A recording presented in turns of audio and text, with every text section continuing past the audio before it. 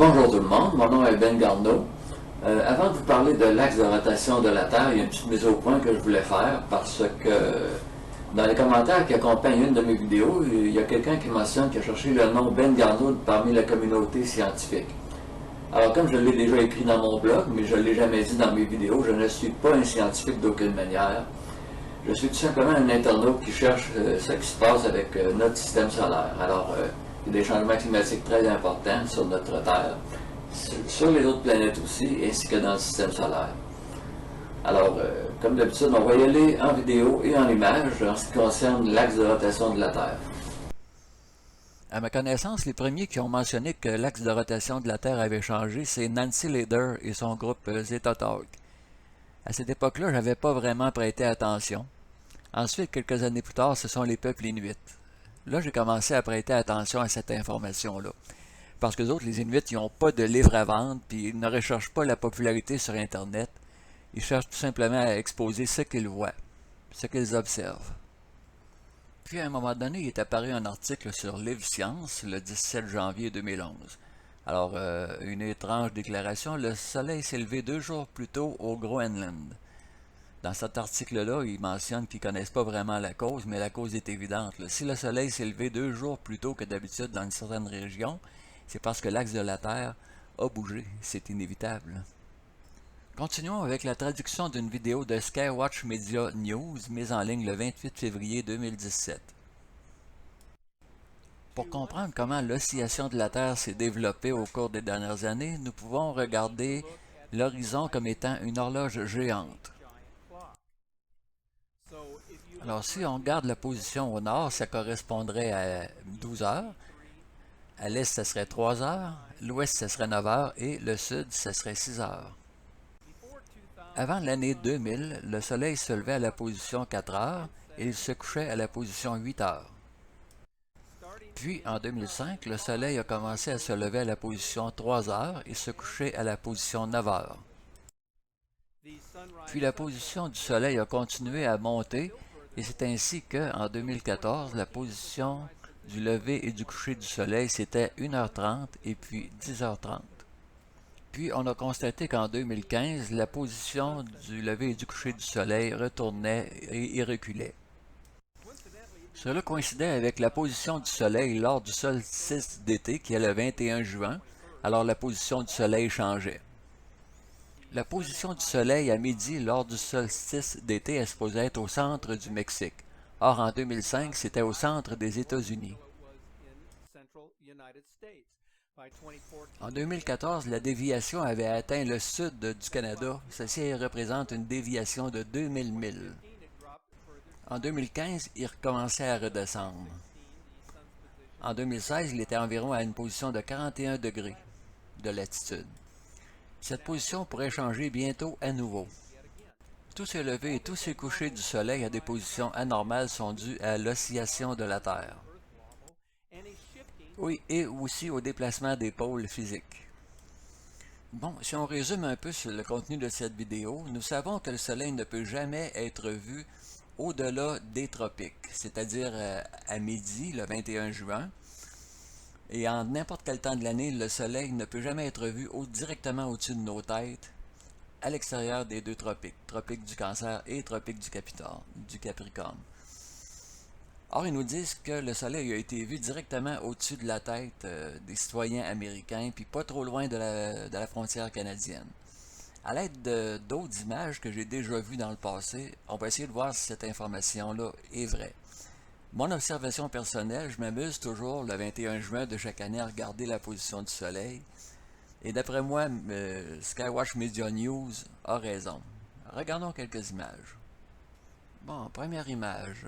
Donc, à la même heure et au même endroit, sauf que l'année est différente. 2008, 2012, 2013. La dernière image en bas nous montre que c'est complètement éclairé, tandis qu'en 2008, le bas de la ville n'était pas éclairé. Donc, le soleil était certainement plus haut dans le ciel en 2013 que durant les années précédentes. Donc, Skywatch Media News aurait raison en ce qui concerne les années précédentes. Une autre image de webcam. Les webcams ne peuvent pas mentir, vraiment. La colonne de gauche, on voit que l'année c'est 2008 et 2013. Bon, on a les mêmes dates et les mêmes heures. Encore une fois, on s'aperçoit que l'ombre est plus courte, donc le soleil est plus haut. L'image de droite, 2008 et 2013, 16 février, 16 février. Encore une fois, l'ombre est plus courte, donc le soleil est plus haut. Bon, une image différente, ça vient de la Nouvelle-Zélande. Encore une fois, les heures sont pareilles, les dates sont pareilles, sauf que les années diffèrent. On a 2006, 2009, 2010, 2012. Alors pourquoi le soleil est dans des positions très différentes? La seule explication possible, la Terre oscille. Une autre image, les levées du soleil, on a 41 ans d'échantillonnage pour Vancouver, Canada. Alors, ça commence en 1972, c'est très stable, absolument stable jusqu'en 2007. Hop, en 2007, on n'a plus les mêmes heures, ce qui démontre encore une fois que la Terre oscille. Je vais continuer avec une vidéo qui a été mise en ligne par Air True Channel le 25 février 2017. Alors, on est dit dans cette vidéo que l'humidité qui cause des inondations terribles en Californie, ça vient de l'équateur, ce qui est inhabituel pour la Californie, de recevoir de l'eau aussi chaude. Cette image-là nous dit « Notez le soudain changement dans l'étoile polaire cette nuit ». En tout cas, en résumé, ils nous disent que ça a changé de 3 degrés. Ensuite, une autre image qui parle encore de l'oscillation de la Terre. Une image qui parle des changements climatiques. NASA, Global Warming Not Changing How Earth Wobbles. Le réchauffement global change la façon dont la Terre oscille.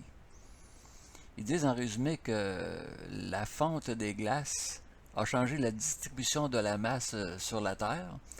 Donc la Terre se chercherait un autre axe de rotation. Un autre article de New Scientist qui dit la même chose. Alors les sources d'informations qui disent que la Terre oscille sont quand même nombreuses. Une image qui nous montre quelque chose qu'on a déjà lu il y a quelques semaines. Alors la planète Terre fait face à 100 ans d'astéroïdes tueurs. Ça commencerait en 2017. La NASA a peur des rayons cosmiques qui viennent de l'espace qui pourraient endommager le cerveau des passagers. Ça, c'est causé par la baisse du champ magnétique terrestre. Alors, on reçoit beaucoup plus de rayonnement solaire et de rayonnement cosmique.